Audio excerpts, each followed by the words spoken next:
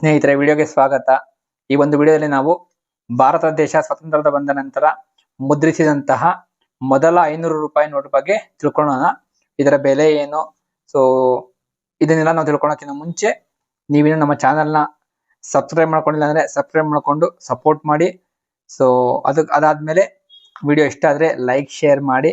As usual ನಿಮ್ಗೆ ಇಷ್ಟ ಆದ್ರೆ ಕಮೆಂಟ್ ಮಾಡಿ, ಅಥವಾ ಏನಾದ್ರು ಇಂಪ್ರೂವ್ ಮಾಡ್ಕೊಬೇಕಂದ್ರೆ ಕೂಡ ಕಮೆಂಟ್ ಅಲ್ಲಿ ತಿಳಿಸಿ.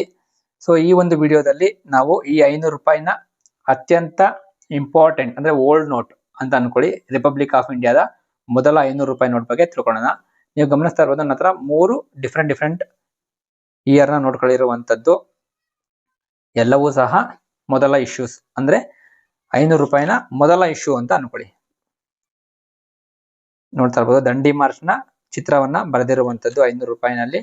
ಸೊ ಆ ದಂಡಿ ಮಾರ್ಚ್ ನ ಮುಂದೆ ನಡೆಸ್ತಾ ಇರುವಂತದ್ದು ಮಹಾತ್ಮ ಗಾಂಧೀಜಿ ಅವರು, ಅವರ ಹಿಂದೆ ಅವರ ಅನುಯಾಯಿಗಳು, ಸ್ವತಂತ್ರ ಹೋರಾಟಗಾರರು, ಹೀಗೆ 10 ಜನ ಸಾಮಾನ್ಯ ಪ್ರಜೆಗಳು ಕೂಡ ಇರುವಂತದ್ದು. ಎಲ್ಲರೂ ಕೂಡ ಸ್ವತಂತ್ರಕ್ಕಾಗಿ ದಂಡಿ ಮಾರ್ಚ್ ಅನ್ನ ಮಾಡಿರುವಂತದ್ದು ಬ್ರಿಟಿಷರ ವಿರುದ್ಧ.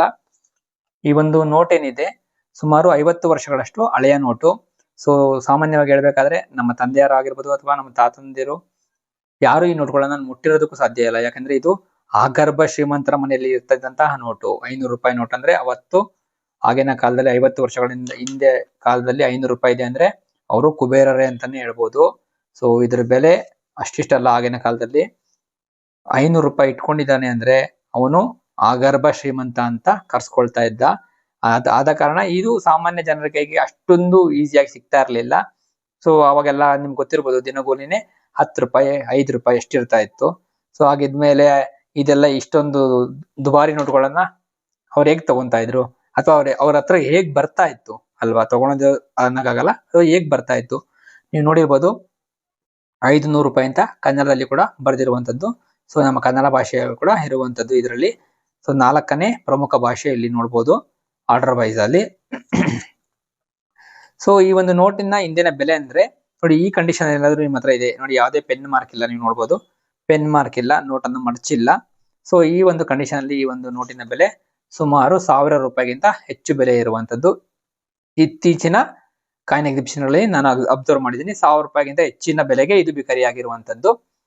ಅದೇ ನಿಮ್ಮ ಹತ್ರ ಏನಾದ್ರೂ ಈ ನೋಟು ನೋಡಿ, ಈ ತರ ಸಣ್ಣ ಪೆನ್ ಮಾರ್ಕ್ ಇದೆ ನೋಡಿ, ನೋಡ್ತಾ ಇದ್ದೀರಾ ಇನ್ನೊಂದು ನೋಟು. ಸೊ ಈ ಕಂಡೀಷನ್ ಇದೆ ಅಂದ್ರೆ ಇದ್ರ ಬೆಲೆ ಸುಮಾರು 800 ರಿಂದ 900 ರೂಪಾಯಿ ಅಷ್ಟು ಬೆಲೆ ಬಾಳುವಂತದ್ದು. ಅದೇ ರೀತಿ ಹೆಚ್ಚಿನ ಮಾರ್ಕ್ ಆಗಿರುವಂತದ್ದು ನೀವು ನೋಡ್ಬೋದು, ಹೆಚ್ಚಿನ ಮಾರ್ಕ್ ಇದೆ ಅಂದ್ರೆ ಇದ್ರ ಮೇಲೆ ಸುಮಾರು 750 ರಿಂದ 800 ರೂಪಾಯಿ ಅಷ್ಟು ಇರುವಂತದ್ದು. 750 ರೂಪಾಯಿ ಅಂತ ಅನ್ಕೊಳ್ಳಿ. ಇಲ್ಲ ಸ್ವಲ್ಪ ಪಿನ್ ಮಾರ್ಕ್ ಇರುವಂತದ್ದು ನೋಡ್ಬೋದು, ಇಲ್ಲಿ ಕಟ್ ಆಗಿದೆ, ಇದೆಲ್ಲ ಒಂದು 750 ರೂಪಾಯಿ ಅಷ್ಟು ಬೆಲೆ ಇರುವಂತದ್ದು. ಸೊ ಮತ್ತೆ ನೋಡಿ, ನನ್ನ ಹತ್ರ ಒಂದು UNC ಕಂಡೀಷನ್ ನೋಟಿದೆ ನೋಡಿ, ಎಷ್ಟು ಸಕ್ಕತ್ತಾಗಿದೆ. ಫುಲ್ಲು ಈಗ ತಾನೇ ಮಿಂಟಿಂದ ಬಂದಿದೆಯೋ ಪ್ರಿಂಟ್ ಆಗಿ ಅಂತ ಅನ್ಕೊಬೇಕು, ಆ ತರ ಇದೆ. ನೋಡ್ತಾ ಇದ್ದೀರಾ, ಈ ಒಂದು ಕಂಡೀಷನ್ ಈ ನೋಟಿನ ಬೆಲೆ ಸುಮಾರು 2500 ರೂಪಾಯಿ ಅಷ್ಟು ಇರುವಂತದ್ದು. ಅದರಲ್ಲಿ ಇಲ್ಲಿ ಏನಾದ್ರು ಫ್ಯಾನ್ಸಿ ನಂಬರ್ ಇತ್ತು ಅಂದ್ರೆ, ಈ 111 ಇದೆಯಲ್ಲ ಮಧ್ಯದಲ್ಲಿ, ಇದೇನಾದ್ರು ಲಾಸ್ಟ್ ಅಲ್ಲಿ ಇತ್ತು ಅಂದ್ರೆ ಇದ್ರ ಬೆಲೆ ಸುಮಾರು 4000 ರೂಪಾಯಿ ಅಷ್ಟು ಇರ್ತಾ ಇತ್ತು. ಅಥವಾ ಇಲ್ಲಿ 147 ಬದಲು 143 ಇದ್ರೆ 5000 ರೂಪಾಯಿ ಅಷ್ಟು ಬೆಲೆ ಇರ್ತಾ ಇತ್ತು. ಸೊ ಇದಾಗಿತ್ತು ಈ ಒಂದು ಅದ್ಭುತವಾದಂತಹ ಹಳೆಯ 500 ರೂಪಾಯಿನ ನೋಟಿನ ಬಗ್ಗೆ ವಿಶೇಷವಾದ ಮಾಹಿತಿ. ಸೊ ವಿಡಿಯೋ ಇಷ್ಟ ಆದ್ರೆ ಆಸ್ ಯೂಶುವಲ್ ಲೈಕ್ ಮಾಡಿ, ಒಂದು ಕಾಮೆಂಟ್ ಮಾಡಬೇಡಿ. ನಮ್ಮ ಚಾನೆಲ್ನ ದಯವಿಟ್ಟು ಸಬ್ಸ್ಕ್ರೈಬ್ ಮಾಡಿಕೊಂಡು ಸಪೋರ್ಟ್ ಮಾಡಿ. ಧನ್ಯವಾದಗಳು.